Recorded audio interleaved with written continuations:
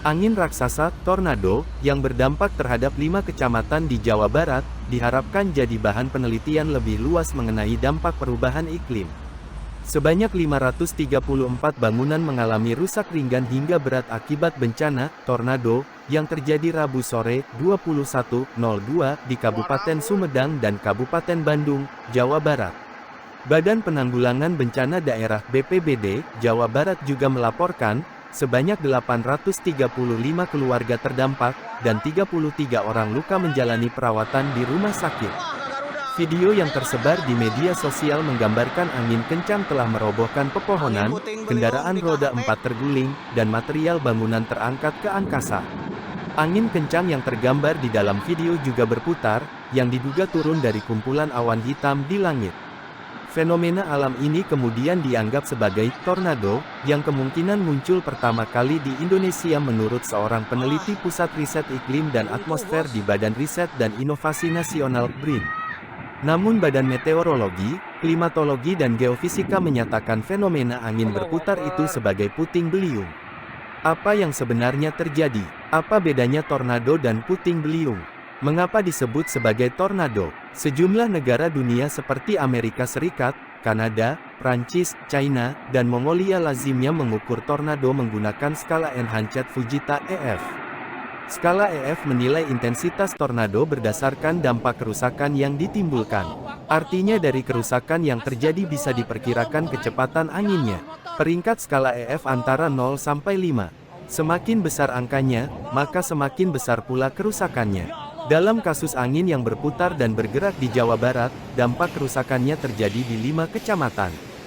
Kecamatan Rancaekek, Kecamatan Cicalengka, Kecamatan Cilenyi Kabupaten Bandung, dan Kecamatan Jatinangor serta Kecamatan Cimanggung Kabupaten Sumedang. Luas daerah terdampak angin yang berputar keras di 5 kecamatan ini setara dengan sepertiga luas Jakarta. Dari sejumlah video dan pengakuan warga yang terdampak, angin gasing ini telah membuat pohon-pohon kecil tumbang, mengangkat atap rumah, memecahkan kaca-kaca jendela mobil dan rumah. Lalu, bencana alam ini juga melemparkan barang-barang kecil ke angkasa, sejumlah bangunan pabrik mengalami kerusakan, menggulingkan mobil, sampai mematahkan dahan-dahan pohon besar. Dengan kerusakan yang ditimbulkan ini, peneliti Pusat Riset Iklim dan Atmosfer di Badan Riset dan Inovasi Nasional, BRIN, Erma Yuli Hastin memperkirakan kecepatan angin di atas 65 km per jam atau masuk kategori tornado skala Fujita di level 0. Makanya saya sebut sudah masuk F0, skala Fujita level 0 kayaknya, 65 km per jam sudah terpenuhi. Dan itu umum, bukan kata saya. Itu teori. Teori angin kencang dan tornado, karena angin biasa, kalau tidak mutar tidak disebut tornado, kata Erma. Selain itu, hasil pengamatan sementara dari video-video yang beredar, Erma meyakini ini sebagai tornado karena radiusnya melebihi 2 km. Berdasarkan keterangan warga, keberadaan tornado terjadinya sekitar 15-20 menit. Kata Erma, untuk kategori puting beliung biasanya terjadi singkat atau kurang dari 10 menit, dan radius putaran anginnya kurang dari 2 km. Kalau di Indonesia, biasanya puting beliung dianggap skala mikro, makanya disebut fenomena lokal biasa. Durasi singkat, karena dia tidak bisa membesar. Kalau sudah lebih dari 2 km, dia sudah termasuk skala meso. Skala meso, itu tornado berada di situ, jelas Erma.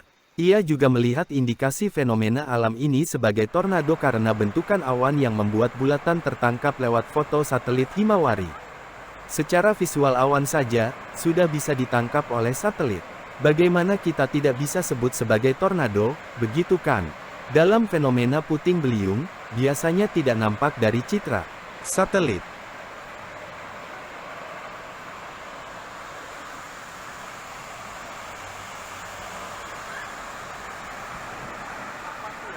Ya.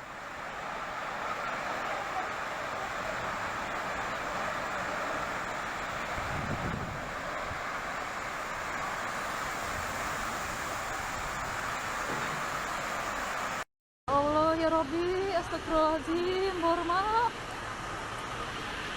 Ya Allah ya Rabbi. Astagfirullahaladzim, ya kemana ya Allah.